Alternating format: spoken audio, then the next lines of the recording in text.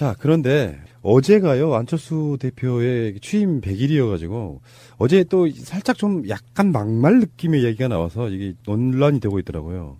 그러니까, 100일 기자회견. 이거 하면서 했던 말들 중에 뭐, 여러 가지 뭐, 너무나 뻔한 이야기도 했고, 문재인 대통령 지지자분들에 대한 표현이 이런 게 있어요. 댓글 이야기부터 일단 했는데, 안 봐서 모르겠다, 댓글을 뭐하러 대응하느냐, 요런 방식.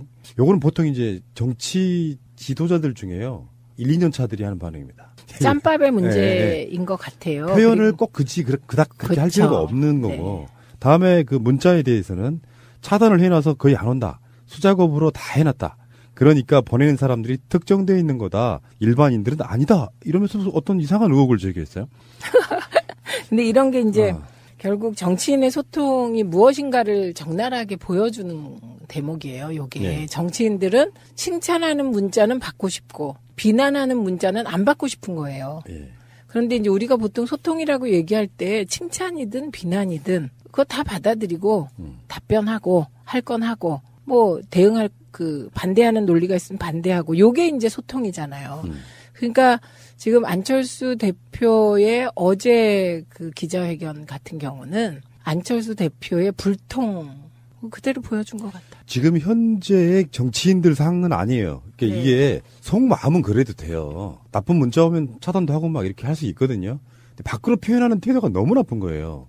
상대방에 대해서 난 니들 몰라. 신경 안 써. 사실 신경 쓰는 거거든요, 이게. 신경 안 쓴 사람이 어딨어. 신경 많이 쓰는 거예요. 다음에 이메일에 대해서도 이런 얘기 했어요. 문재인 대통령 지지자들이 이메일을 많이 보낸다는 얘기에 그게 민주주의의 적 아니냐. 문재인 대통령 극성 지지자들 공산주의인가 보다 이렇게 표현도 했고요. 난폭 운전을 하는 사람을 미워할 필요가 없지 않나? 어디 가서 사고 나겠지. 이런 식으로 표현한 거예요. 그러니까 저는 진짜 실망한 거는 공산주의인가 보다 이 단어였어요. 이게 뭐야? 갑자기 이게 맥락에도 맞지 않게 메일을 보내면 그게 민주주의의 적인가? 메일을 많이 보내면 공산주의인가? 이게 무슨 뜻인지 독해도 안 돼요. 이게 전체적인 맥락을 보면 이렇게 생각하는 것 같습니다. 문재인 대통령 지지자들은 일종의 문자 보내고 댓글 쓰는 부대가 있다는 인식이 있을 것 같아요. 그게 부대가 있다면 부대가 너무 크네요. 그러니까 그런 인식이 있어서 안철수 씨는 기본적으로 일단 엄청난 피해의식. 그러니까 제가 이런 비교를 하나 해드리고 싶어요. 예전에 그 문자에 대해서 논란이 됐을 때 문재인 대통령의 표현이었는데 나는 그 부분에서 정말 깊게 공감했거든요. 뭐냐면은 똑같은 생각 갖고 있는 사람이기 때문에 자제 좀 시켜라라고 당시 문재인 후보에게인가 이야기가 가요. 문재인 대통령이 옛날 정치인들 같으면 공개적으로 이야기할 거예요. 자제하시라고. 근데 내가 명령을 하다라는 대상이 아니라고 생각하기 때문에 거기다 함부로 말을 못하는 거예요. 지지하건 지지하지 않건 상관없이 그분들의 뜻과 행동이라고 생각하는 걸 존중해 주시더라고요. 이제 그거를 야당은 받아가지고 또 저런 식으로 부추긴다. 부추긴다 이렇게 표현하는데 제가 그런 표현 쓰잖아요. 방송에 팬이라는 표현을 안 쓰거든요. 우리는 연예인도 아니고 아무것도 아니다. 그냥 방송이라는 거 하나 존재한다면 굳이 부른다면 청취자다. 이분들한테 뭘 명령을 하다라고 할 수 있는 대상이 아니고 더 높게 계시는 분들인 거예요. 요 관점으로 문재인 대통령도 속마음은 이럴 수 있지. 예를 들어서 아까 말한 것처럼 댓글에 뭐라고 대응하느냐 뭐 안 봐서 모르겠다 이런 식으로 할 수 있겠죠. 속마음은. 근데 밖으로 대하는 태도는 그렇게 하면 안 된다는 거예요. 그렇죠. 네. 이거는 진짜 정치인의 가장 기본적인 게 뭐냐면 속으로 아무리 섭섭하고 화가 나도 그거를 그대로 표현하면 안 된다는 거예요. 그게 최소한이에요. 국민에 대한 맞습니다. 도리. 예. 그 어긋난 거고요. 그리고 저는 이렇게 막 악담이라고 생각해요. 어디 가서 사고 나겠지. 이거 좀 너무했어요. 이거는 인성을 좀 의심하게 만드는 대목이에요. 문재인 지지자가 다 좋은 사람만 있을까요? 그중에 일부에 논란이 생길 수도 있지. 근데 이런 거를 미리 예단해갖고 말을 하는 것 자체는 제가 보는 견해에서는 정치인 자격이 없다고 봅니다. 이건 정말 막말인 거거든요. 이거 보세요. 난폭 운전을 하는 사람을 미워할 필요가 없지 않나. 어디 가서 사고 나겠지. 스스로 사고 나서 죽을 테니까. 나는 신경 안 쓴다 이거예요. 정말 악담이에요. 그러니까요. 이게 실망했어요. 여전히 실망 중이시네. 뭐. 네.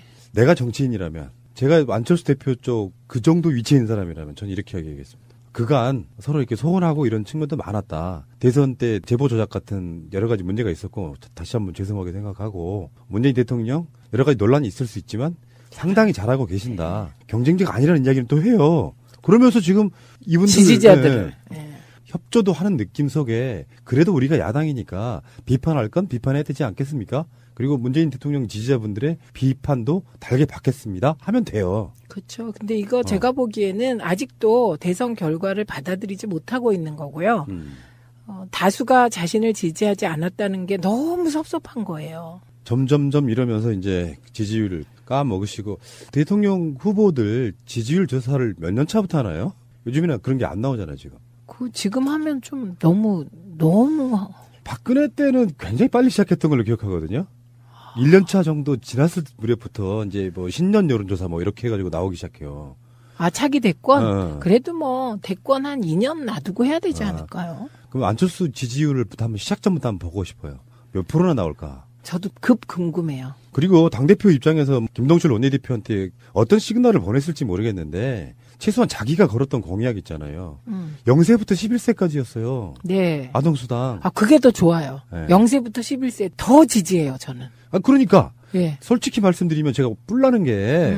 애가 몇 살이죠? 지금 9살이거든요. 앞으로 그럼 한 3년 정도 받을 수 있었어요. 만 나이로 하면. 그러네요. 진짜.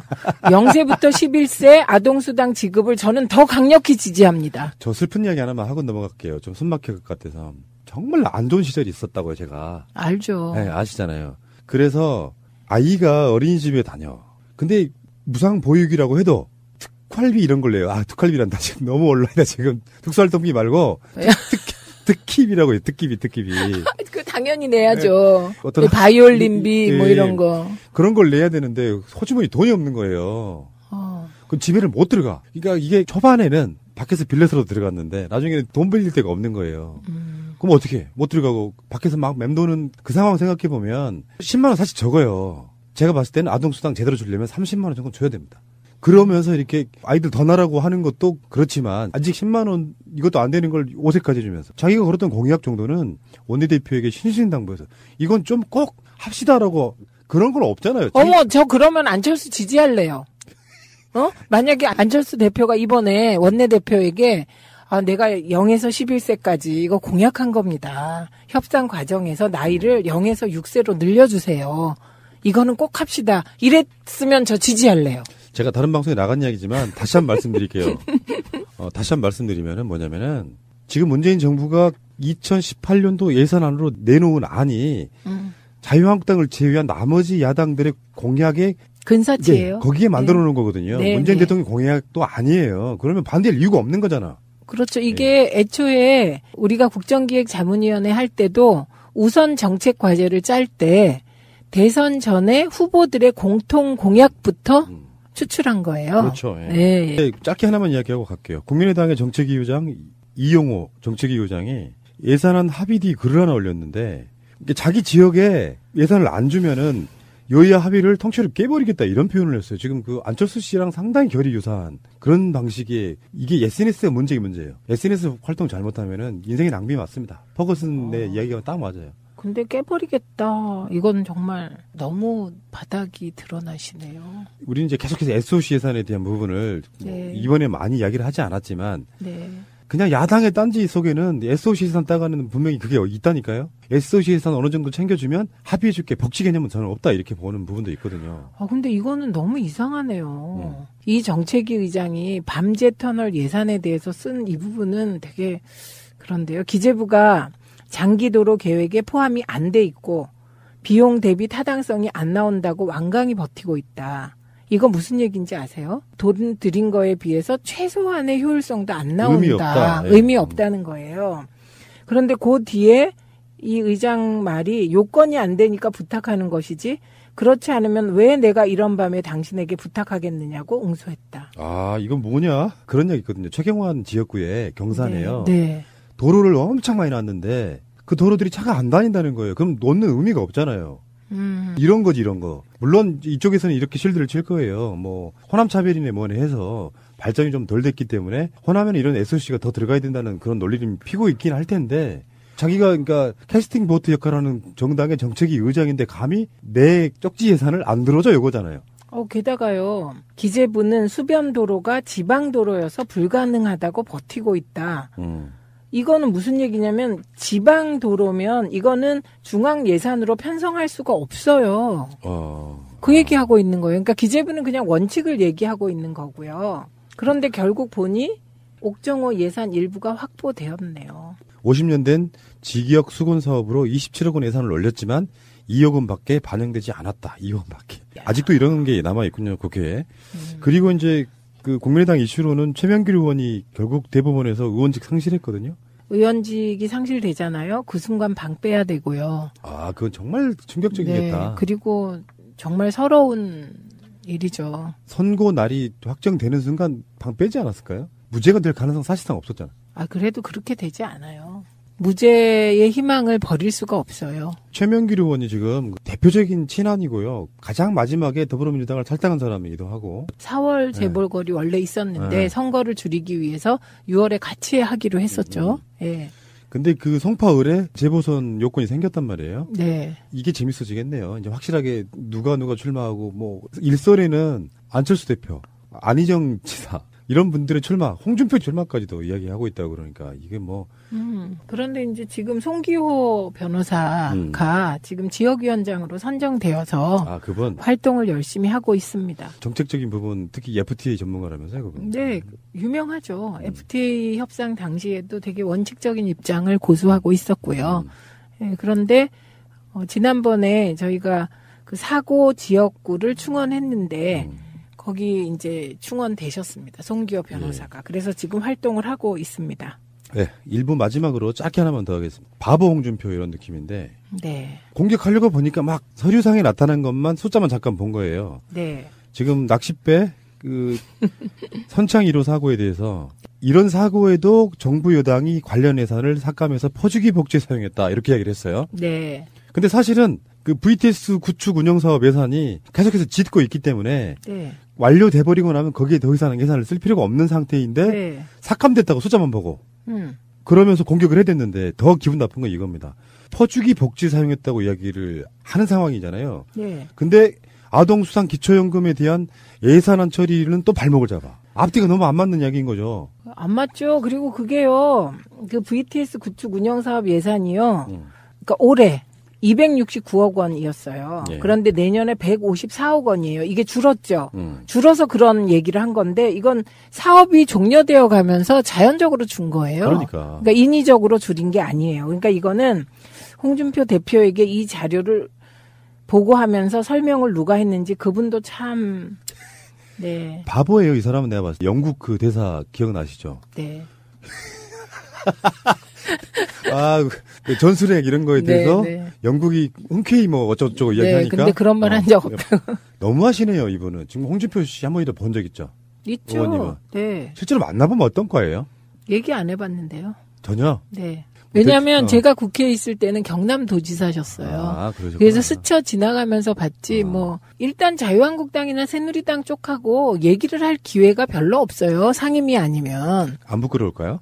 뭐 그렇겠죠. 근데 더 짧게 하나만 더 이야기하면은 지금 원내대표 경선이 며칠 안 남았거든요. 네, 12월 12일 아닌가? 네, 12 참 희한하죠, 날짜 잡는 것도. 네. 그렇게 되면 홍준표 입장에서는 지금 김성태 의원이 되는 게 가장 바람직한 거예요.